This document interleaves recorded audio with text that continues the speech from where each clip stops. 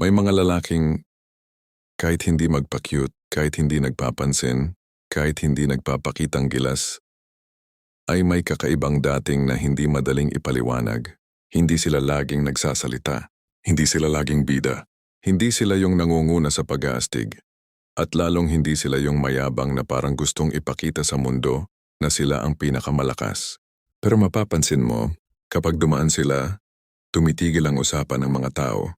Kapag pumasok sila sa isang lugar, may bahagyang pag-iiba ng hangin. Kapag nagsalita sila, napapahinto ang iba. At kapag tumingin sila, nag-iiba ang tibok ng puso ng babae. Hindi ito gawa-gawa. Hindi ito ilusyon. May mga lalaking sadyang ipinanganak na may likas na puwersa.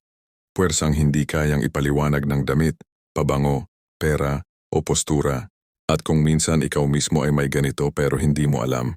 Ang pinakamalaking tanong ngayon ay, paano mo malalaman kung mayroon kang ang natural na attraction power sa mata ng babae? At bakit may mga babaeng hindi ka man nilalapitan, pero parang naakit sa tahimik mong presensya? Ngayon sisimulan natin ang paglalakbay na ito. Kung handa kang makita ang sarili mo ng mas malinaw kaysa dati, magsimula tayo. Ang problema ng maraming lalaki ngayon ay hindi kakulangan ng porma, pera o talino. Ang tunay na problema ay hindi nila kilala ang sarili nilang lakas. Nasasanay kang pagdudahan ng sarili mo. Nasasanay kang isipin na kailangan mong magpa-cute, magpasingit-singit, magpakasosyal, magpakapabango, magpakasipag, magpa-impress para lang mapansin. Nasasanay kang ihalintulad ang sarili mo sa mga lalaking mas malakas ang dating, mas sikat, mas tinitingnan ng babae, at sa dulo hindi mo namamalayang. Nawawala ang kumpiyansa mo, nababawasan ang respeto mo sa sarili, nababali ang postura ng kaluluwa mo, at unti-unti kang napapaniwala na kulang ka. Hindi dahil kulang ka talaga, kundi dahil hindi mo nakikita ang meron ka. Sa panahon ngayon, napakaraming lalaki ang lumalabas na parang malakas, pero sa loob, wasak. May mga lalaking may kotse, may bahay, may pera, may katawan, may followers. Pero kapag kausap mo, wala kang maramdaman na bigat, walang lalim, walang katahimikang may lakas, walang presensyang nag-iiwan ng marka, samantalang may mga lalaking simple lang ang buhay. Pero kapag tumingin parang may tinatamaan, kapag nagsalita, parang may sinasabi kahit isang pangungusap lang, kapag tumahimik parang may ibig sabihin. Ang problema, hindi mo alam kung ikaw ba yun o kung nangangarap ka lang. Hindi mo alam kung may natural kang ang dating o nagpapaniwala ka lang sa sarili. Hindi mo rin alam kung totoo bang may mga babaeng naaakit sa'yo o iniisip mo lang. Kaya napakahalaga ng pag-uusap natin ngayon. Kasi kung hindi mo alam ang likas mong lakas, ganito ang mangyayari. Magbibigay ka ng sobra, kahit hindi naman karapat-dapat ang binibigyan mo. Dahil akala mo kailangan mong magpakitang gilas para mapansin. Magpapakabait ka ng sobra, kahit nasasaktan ka na, dahil akala mo doon masusukat ang halaga mo.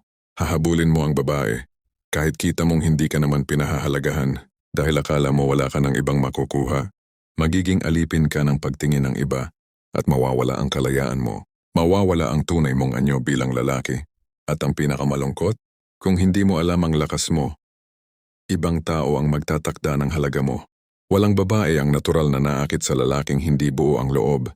Walang babae ang tapat na nahuhulog sa lalaking sumusuko agad. Walang babae ang tumatagal sa lalaking umaasa lang at hindi nagtatayo ng sarili niyang mundo. Kaya napakahalaga na maunawaan mo ang 5 senyales na ito.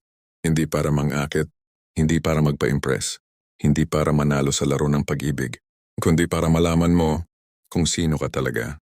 At para hindi ka basta-basta magagamit, maabuso o masasaktan ng maling babae. Ito ang mga senyales na madalas hindi nakikita, hindi pinapansin. Pero malalim ang ugat. Senyales number 1. Tumatahimik ang babae kapag naroroon ka. Hindi lahat ng katahimikan ay awkward. May katahimikang nakakailang. May katahimikang nakakabingi. Pero may isang uri ng katahimikan na tila humihingi ng paggalang. At kung minsan, ikaw ang dahilan ng katahimikang iyon. Mapapansin mo, kapag dumating ka parang nag-iiba ang tono ng boses ng babae. Mas nagiging mahinhin siya. Mas nag-iingat siya sa galaw. Para bang may gustong itago o itama. Pero hindi ito takot. Hindi ito kaba dahil hindi ka approachable. Ito ay likas na paggalang ng babae sa presensya mo. Kapag ang lalaki ay may malalim na loob, hindi hambog, hindi maingay, hindi nagmamadali, ang katawan ng babae ay likas na tumutugon. Hindi ito sexual agad, kundi may halong paghanga at pag-iingat. Parang sinasabi ng katawan niya, sandali, hindi ito pangkaraniwang lalaki. Kapag marunong kang tumanggap ng katahimikan, marunong kang bumalanse at hindi ka natataranta sa biglaang pagbabago ng kilos niya, lalo kang nagiging makapangyarihan sa mata niya. Bakit? Dahil ang katahimikan mo ay hindi kahinaan, kundi control. Hindi mo kailangang manigaw. Hindi mo kailangang manindak. Hindi mo kailangang magpabida. Ang lakas mo ay nasa pagiging buo mo kahit walang palakpak. Senyales number 2. Pinakikinggan ka kahit hindi ka pilit nagpapaliwanag. Ang lalaking may likas na dating ay hindi pala salita. Hindi siya yung sobrang kwento ng kwento. Hindi siya yung nagpapakitang marunong sa lahat. Pero kapag nagsalita siya, may tumitigil, may nakikinig, may humihinto sandali para intindihin ang sinasabi niya. Ito ang pinakadi mapeke sa lahat. Kapag ang presensya mo ay mabigat, kahit simpleng pangungusap, nagiging makabuluhan. Kung napapansin mong humihinto ang babae para pakinggan ka, nagtatanong siya tungkol sa pananaw mo. Pinipili niya ang mga salitang sasagot niya sa'yo at nagiging interesado siya kahit hindi ka nagsusumikap.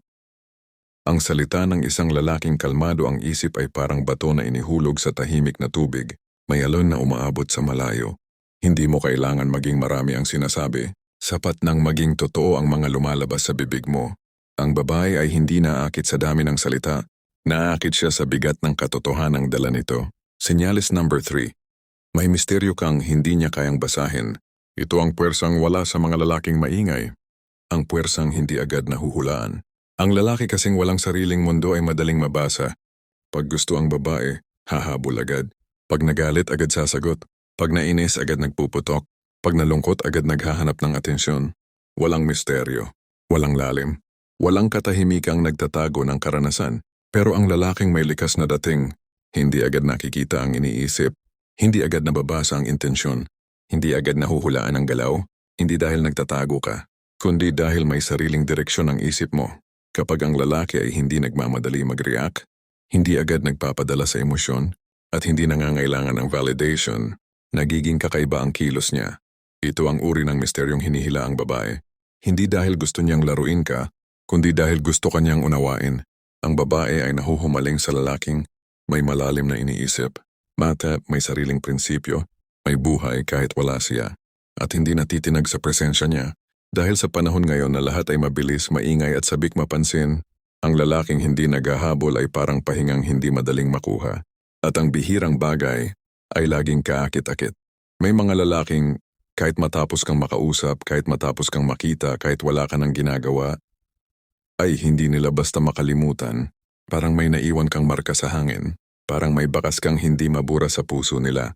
Parang may iniwan kang tanong na gusto nilang sagutin. Pero hindi nila mahanap ang dulo. At ang mas kakaiba, kahit pilitin nilang kalimutan ka, hindi nila magawa. Hindi ito sumpa. Hindi ito salamangka. Hindi ito ilusyon. Ito ay resulta ng likas na puwersa ng isang lalaking buo ang loob, pero hindi maingay. Malalim, pero hindi mapagmalaki. Tahimik, pero may bigat na hindi basta-basta na iisang tabi. At kung nakarating ka dito, malamang ikaw mismo ay may mga senyales na hindi mo pa lubos na uunawaan. Ngayon bibigyan natin ng mukha ang dalawang pinakamalalim na senyales, ang mga senyales na hindi lang umaakit sa babae, kundi nagpapatigil sa mundo nila. Ang pinakasakit na katotohanan ay ito. Marami kang likas na lakas na hindi mo ginagamit. Hindi dahil mahina ka, kundi dahil inakala mong mas kailangan ng mundo ang ingay, hindi ang isip. Forma, hindi ang kaluluwa. Pagpapakitang gilas, hindi ang prinsipyo. Ang lalaki ngayon ay nahuhulog sa tatlong bitag. Tras ang bitag ng pagpapapogi. Akala mo kailangan mong maging perpekto para magustuhan, kaya ka nagkukumahog habulin ang hinahangad mong tingin. 2. Ang bitag ng paghabol. Akala mo kailangan mong ibigay ang lahat para hindi ka iwan, kaya mo nakakaligtaan ng sarili mo. 3. Ang bitag ng takot mawalan. Akala mo kapag hindi mo siya pinrotektahan mawawala siya, pero minsan sa takot mong mawala ang babae, ikaw mismo ang nawawala sa mundo mo. Ang problema, sa sobrang pag-aalala hindi mo na nakikita ang totoo. Ang babae ay hindi naakit sa lalaking nagpipilit, naakit siya sa lalaking hindi natatakot. At ang dalawang huling senyales na ibibigay ko ngayon ay hindi mo makikita sa lalaking desperado, kundi sa lalaking malaya. Kung hindi mo alam ang kalakasan mong ito, maaari kang mapunta sa babaeng hindi ka karapat-dapat, maniwala sa babaeng hindi totoo ang pagtingin, sumuko dahil sa babaeng hindi naman talaga sayo, Mapagod dahil akala mo ikaw ang problema. At mas masakit mabigo dahil hindi mo kilala ang sariling puwersa. Maaring iniwan ka dahil hindi mo alam ang tamang oras ng pagbitaw. Maaring ginamit ka dahil hindi mo alam ang halaga mo. Maaring nasaktan ka dahil akala mo kulang ka. Pero ang totoo, hindi mo lang namamalayan ang lakas mo. At kapag hindi mo alam ang lakas mo, iba ang magtatakda ng halaga mo. At hindi iyon tama. Kaya ngayon ibibigay ko ang 2 senyales na pinakamalalim at pinakamahirap magkaroon. Kung meron ka nito, hindi lang babae ang naaakit sa'yo, kundi pati respeto ng ibang lalaki. Senyales number 4, hindi ka natitinag kahit anong emosyon ng ibato ng babae sa'yo. Ito ang senyales na hindi nakikita ng marami, pero ramdam ng babae ng malalim. Ang lalaking may likas na dating ay hindi madaling maapektuhan. Hindi dahil bato siya, hindi dahil wala siyang puso, kundi dahil marunong siyang humawak ng sarili niyang mundo. Ang babae ay likas na emosyonal, mabilis magbago ng mood, mabilis mag-react, mabilis ma-excite, malungkot, mabahala, matuwa. At minsan, sinusubok nila ang lalaki, hindi dahil sila ay masama, kundi dahil gusto nilang makita, matatag ba siya? Maaasahan ko ba siya? Kapag ikaw ay hindi agad nagagalit kapag nagdadabog siya, hindi nanginginig kapag hindi siya nagre-reply, hindi nalilito pag bigla siyang umiwas, at hindi natataranta kapag may tampo siya, mag-iiba ang tingin niya sa'yo. Ang lalaki kasing madaling mabali, madaling mabasa, madaling mag-react, nagiging mahina sa mata ng babae. Pero ang lalaking kayang maghintay, kayang maging kalmado, kayang maging matatag kahit hindi malinaw ang sitwasyon. Iyon ang lalaking nagbibigay sa babae ng pakiramdam na, ito ang sandalan. Hindi ako matatakot mabigo rito. Hindi ako malulunod sa emosyon ko dahil kaya niya akong hawakan.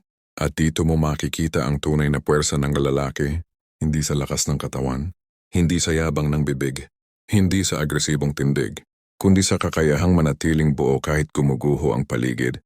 Bihira ang ganitong lalaki. At kapag nahanap ng babae ang ganyang presensya, hindi niya ito basta-basta bibitawan. Senyales number 5. May aura kang humihila kahit wala kang ginagawa.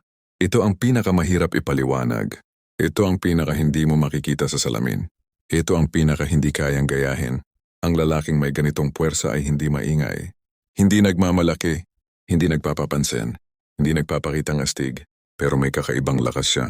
Kapag nasa paligid ka niya, parang humihinto ang hangin, parang nagiging malinaw ang tahimik na espasyo, parang may bigat ang bawat galaw niya kahit simpleng paglakad o pag-upo lang. Hindi niya ito tinuturo sa iba. Hindi niya ito ipinagmamayabang. Hindi niya ito binabanggit. Ito ay likas na lumalabas sa kanya dahil sa mga bagay na ito. Malalim siyang nag-iisip.